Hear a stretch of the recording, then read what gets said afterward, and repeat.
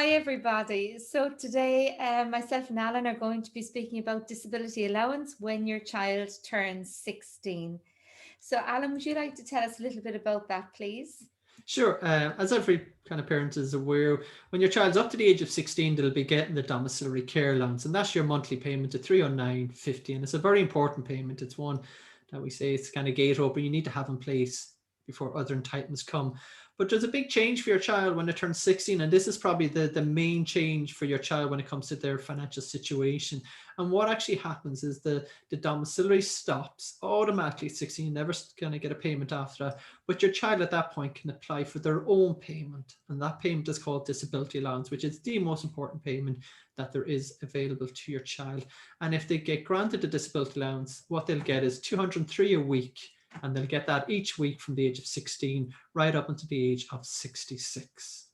Okay, and Alan, what are the criteria for people with disability in qualifying for disability allowance? I know it seems an unusual question, but it's something I've been asked by parents. Yeah, no, there is criteria. No, it's actually very important to be aware of the criteria. The first kind of main criteria is obviously your child would be unable to hold down a long-term job. So what the kind of department are saying there, so at 16, we say another 16-year-old may work in a bar, a coffee shop, or wherever, pre-COVID or after COVID. And they're saying at 16, is your child showing that they would be unable to hold down a full-time, like a job for a long time, as in for a number of years.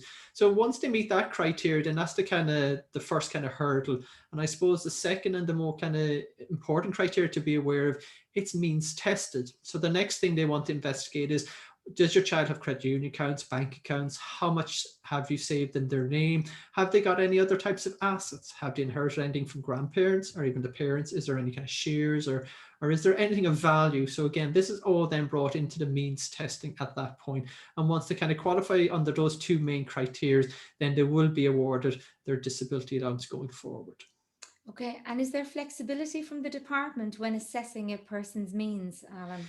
Yeah, no, I suppose what I want to mention here, it's very black and white. It's very black and white. And if you're over the means testing, that's it. It's not a way that you can kind of work around it. And if you can even remember, Dolores, there when we did that workshop, I think it was last year in Limerick, there was a man came up to me afterwards. And what he was explaining to me was his daughter who had spina bifida, the mum, I don't know how she did it, but she saved all the domiciliary care allowance, and she was saving very heavily because she had a number of other complications as well. And obviously, when it came to applying at 16, the department obviously saw the money that she had in her bank account. They refused her application and they appealed it. And again, it was very like the computer says no. They came back and said, no, you're over the criteria, don't meet it. And until you do, obviously, there was no disability allowance. And obviously, that was very upsetting for that family. But again, as I said, there is no kind of flexibility. You have to be very aware and obviously play by the kind of rules set out by the department on that. It's quite worrying to hear that, Alan, really, isn't it, for parents? It is. And actually, do you know what? It's even here now. We got a call, a couple of months back now at this stage, and she was a social care worker. And what she was telling me was um, she works in residential care. There's a man there, he was in 45, 46, I think he was. And of course, his disability allowance is coming in. They weren't obviously using it that way. He wasn't using very much. She said he wasn't very kind of active. And the department means tested him. And they actually now he has to pay back 11,000 to the department. Yeah, it's actually frightening. And he was getting 203 a week, and I think he's down to 60 a week now because he was over the means. And she obviously rang, like, as you said, is there any flexibility?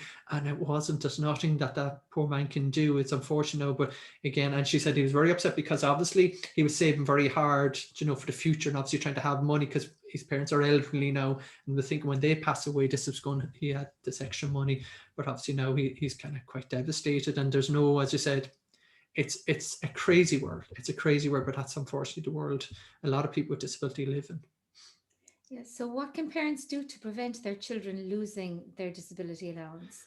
I suppose the big thing that we're always saying to parents is open up the special needs bank account and monitor it. So have the disability allowance going into the special needs bank account. You see the money going in there, and from there, then parents will have access to it. And of course, use the money for your child. So if your child has hobbies, interests, or a mobile phone, or whatever direct debit you can set up, set it all up through the account. And as I said, then on a regular basis, just keep monitoring. And as it starts to build up, then you've got to be careful of it and be wary of the different kind of thresholds.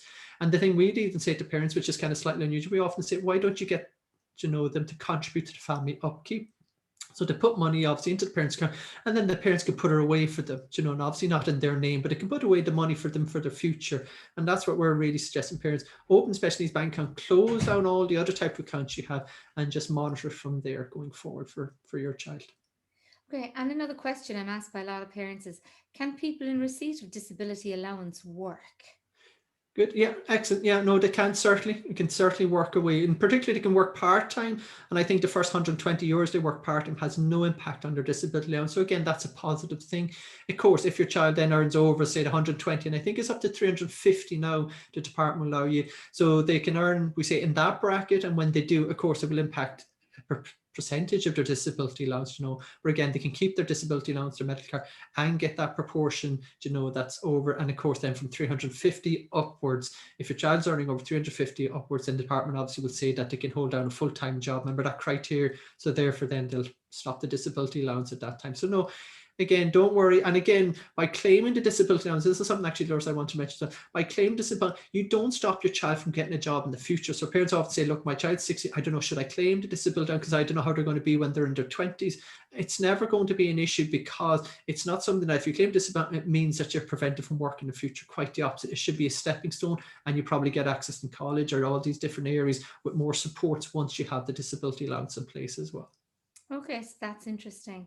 And Alan, if you are in receipt of disability allowance, are you entitled to any other entitlements then going forward? Yeah, exactly. At 16, when your child gets a disability allowance, what they'll get in the post is actually the travel pass, and that's obviously free travel. And of course, if your child is unable to use public transport on their own, if it's not safe for them to do so, you can apply them for a companion section to their travel pass, which would mean the person traveling with them would be classified as their carer, so therefore would also travel for free. And the other big thing, which is so important, is at 16, when your child gets the disability allowance, this entitles them to a medical card. Now, just to explain, it's slightly different in a sense. When you fill in, you'd actually have to fill in the full application of a medical card application, which is like 16, 18 pages long. It's quite a long application, but you only put your child's details on it. You don't put any of the parents' details on, and you just put your child's name, their details, their special needs bank account, their financial resources, all that side in there. But the one other thing we always say to our families, just write a covering letter there, just to explain that you're applying under the criteria that they have the disability allowance, and that allows them to get their own medical card. So they'll keep that once they have their disability allowance, which is another very important entitlement for children with special needs. Okay, and Alan, when your child turns 16, is it then you apply for this? Actually, we encourage our families about 4 months beforehand. We send out the kind of applications, and just get the application started, because there's a lot to fill in on the disability allowance. So about 3 to 4 months beforehand, start the form in, get it in early, get it well in there like 3 months beforehand. Give the department time to obviously process the application. They may come back with questions. They also then often ask as well, do you want to become the agent? And parents often come back to me. What that means is that you can act on behalf of your child in communication back and forth to the department. So always it's a good idea to do that part as well. So as I said, about 3 to 4 months, Dolores, would be the timeline before they turn 16 is what we encourage parents to send it off at. And Alan, if the child is in education, then say for whatever reason they might be stayed back a year or two or that, can they still apply for disability allowance from Yeah, school? exactly. Once you're in school as well, at 16, you're entitled to disability allowance from that point forward. They don't have to be finished school at all. So from 16 going forward, so even while at school. And the other thing to be aware when you're at school as well, remember, if your child is at school and over the age of 16, they're still entitled to keep the child benefit up to the age of 18. So again, make sure you get that form stamped to keep your child benefit. And obviously, of course, your child gets their own disability allowance at that point. Okay, so Alan, thanks for that. I know there's an awful lot of other questions people would have, and they can email us, and Exactly. we'd be glad to get back to them. But thanks for that today, Alan. Okay. Bye, Dolores. Bye.